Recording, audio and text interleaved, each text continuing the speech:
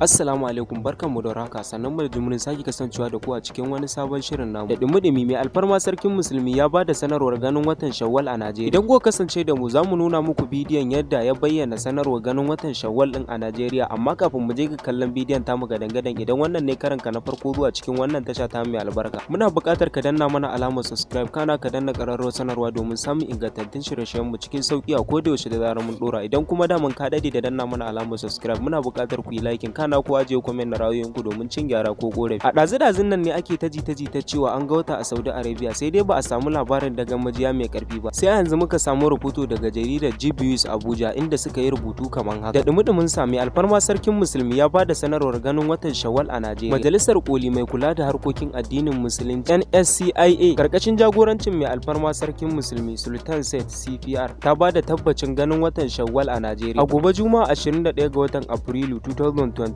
shine ranar sallah, wanda shine zai kama 1 ga watan Shawwal na shekara 1444. Daga ƙarshe sun yi wa mutane fatan alkhairi, Allah ubangiji isa ayi sallah cikin koshin lafiya, Allah ya karbi ibadunmu, Allah isa mai lada muka. Duka anan muke zuwa muku da ƙarshen labarin namu. Idan wannan shine karanka na farko cikin wannan tasha ta mai albarka, muna buƙatar ku danna mana alamar subscribe, kana ku danna ƙararrawar sanarwa domin samun ingantattun shirye-shiryen mu cikin sauki a koda yaushe da zarar mun dora. Idan kuma ka dade da danna mana alamar subscribe, muna buƙatar ku yi like, kana ku ajiye comment na ra'ayoyinku domin cin gyara ko korafi. Mun gode da sauraron mu da kuka yi, sai anjima.